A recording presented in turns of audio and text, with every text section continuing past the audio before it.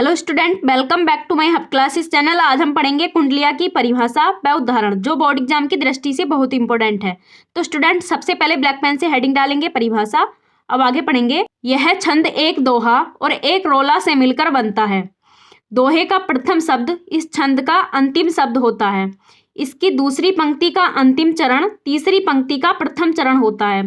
इसमें 6 पंक्तियां होती हैं। यह एक विषम मात्रिक छंद है। तो स्टूडेंट, अब पढ़ेंगे इसका उदाहरण। पॉकेट में पीड़ा भरी कौन सुने फरियाद, ये महंगाई देख कर बेदिन आते याद। बेदिन आते याद जेब में पैसा रखकर, सौदा लाते थे बाजार से थैला भरकर। फिर पलटा मारा युग ने मुद्रा की क्रेडिट में, थैले में है पैसे और सौदा है पॉकेट में। तो स्टूडेंट, इस दोहे की शुरुआत पॉकेट में से शुरू हुई और पॉकेट में अंत हो गई। तो स्टूडेंट, परिभाषा में लिखा है, यह छंद एक दोहा और एक रोला से मिलकर बनता है। यह दोहा छंद से और रोला छंद से मिलकर बनता है। दोहे का प्रथम शब्द इस छंद का अंतिम शब्द होता है। जैसे कि अब इस उदाहरण में देखेंगे, पॉकेट में इसका प्रथम शब्द है और पॉकेट में इसका अंतिम शब्द है। तो इसलिए इस परिभाषा में लिखा है, दोहे का प्रथम शब्द इस छंद का अंतिम शब्द होता है। आगे लिखा है, इसकी दूसरी पंक्ति का अंतिम चरण तीसरी पंक्ति का प्रथम चरण होता है। तो इस दोहे की जो दूसरी पंक्ति है ये वाली, इसका जो अंतिम चरण है ये वाला, वो तीसरी पंक्ति का पहला चरण है। बेदिन आते याद और बेदिन आते याद, दूसरी पंक्ति का ये अंतिम चरण है और तीसरी पंक्ति का ये प्रथम चरण है। इस प्रकार से इस परिभाषा में लिखा है, दूसरी पंक्ति का अंतिम चरण तीसरी पंक्ति का प्रथम चरण होता है। तो आगे लिखा है, इसमें 6 पंक्तियां होती हैं। तो स्टूडेंट, 6 पंक्तियां किस प्रकार से होती हैं? तो देखिए, यहाँ से यहाँ तक ये इसकी पहली पंक्ति हो गई, और यहाँ से और यहाँ तक ये इसकी दूसरी पंक्ति हो गई, यहाँ से और यहाँ तक ये इसकी तीसरी पंक्ति हो गई, और यहाँ से और इस ब्राह्म तक ये हो गई इसकी चौथी पंक्ति, और यहाँ से और यहाँ तक ये इसकी 5वीं पंक्ति हो गई, और यहाँ से इस ब्राह्म तक ये इसकी 6ठी पंक्ति हो गई। तो इस प्रकार से इसमें 6 पंक्तियां होती हैं। यह एक विषम मात्रिक छंद है। जैसा कि स्टूडेंट आप जानते ही होंगे, विषम मात्रिक छंद वे होते हैं जिनकी मात्राएं समान नहीं होती, विषम मात्रिक छंद कहलाते हैं। तो स्टूडेंट, इस छंद की प्रत्येक पंक्ति में 24-24 मात्राएं होती हैं। तो इस प्रकार से चाहे मात्रा लगा भी लेते हैं, पर इतना जरूरी नहीं होता, इसकी पहचान ही काफी होती है। इस छंद के उदाहरण के दोहे को पढ़कर ही पता चल जाता है कि ये दोहा कुंडलिया का है।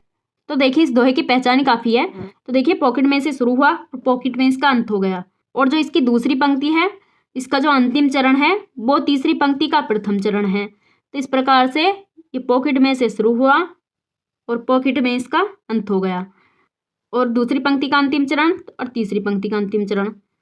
तो देखिए, इस दोहे में सांप के जैसी कुंडली सी मार रखी है, इसलिए इसे कुंडलिया कहा गया है। और चाहे तो आप इसकी मात्राएं भी लगा सकते हैं। तो मात्राएं किस प्रकार से लगाते हैं? यहाँ पै के साथ ओ दिया है तो यहाँ पर गुरु लगेगा, और यहाँ पर टै में ये संयुक्त बड़ भी जुड़ा है और इस पर ई की मात्रा भी लगी है, तो इस पर इसलिए गुरु लगेगा। आगे मैं दिया है, इस पर ए की मात्रा है तो इस पर गुरु लगेगा, और आगे ये पै है, इसके साथ बड़ी की मात्रा है तो इस पर भी गुरु लगेगा, और यहाँ डै के साथ बड़ा की मात्रा है तो इस पर भी गुरु लगेगा, और यहाँ पर भै दिया है तो भै सिंगल है इसलिए इस पर लघु लगेगा, और यहाँ रै पर बड़ी की मात्रा है तो इस पर गुरु लगेगा। तो इस प्रकार से एक चरण कंप्लीट हो गया है। अगले चरण में यहाँ पर कै दिया है, इसके साथ बड़े ओ की मात्रा लगी, तो इस प्रकार से इस पर गुरु का चिन्ह लगेगा, और आगे नए व्यंजन दिया है तो इस पर लघु का चिन्ह लगेगा, और आगे ये सह है, इस पर छोटे ऊ की मात्रा लगी है तो इस पर लघु का चिन्ह लगेगा, और आगे ये न दिया है, इस पर छोटे की मात्रा लगी है तो इसलिए इस पर गुरु लगेगा। आगे फै व्यंजन दिया है तो इस पर लघु लगेगा, और रै के साथ छोटी की मात्रा लगी है तो इसलिए इस पर लघु लगेगा, और आगे यह व्यंजन के साथ बड़ा की मात्रा लगी है तो इस प्रकार से इस पर गुरु लगेगा, और आगे ये दै दिया है तो इस पर लघु लगेगा। तो इस पंक्ति की मात्राएं काउंट करके देखेंगे कि 24 मात्राएं होती हैं या नहीं। 1 2 3 4 5 6 7 8 9 10 11 12 13 14 15 16 17 18 19 20 21 22 23 24। तो इस प्रकार से इसमें 24 मात्राएं, यानी प्रत्येक पंक्ति में 24-24 मात्राएं होती हैं। तो स्टूडेंट, इस प्रकार से हमारी कुंडलिया की परिभाषा व उदाहरण कंप्लीट हो गए हैं। तो स्टूडेंट, वीडियो कैसी लगी कमेंट बॉक्स में जरूर बताना। अच्छी लगी हो तो लाइक कर देना और चैनल को सब्सक्राइब करके बेल आइकन प्रेस कर देना, जिससे कि नेक्स्ट वीडियो की नोटिफिकेशन सबसे पहले मिल सके। तो चलिए मिलते हैं एक नेक्स्ट वीडियो में एक नेक्स्ट टॉपिक के साथ। तब तक के लिए जय हिंद, वंदे मातरम।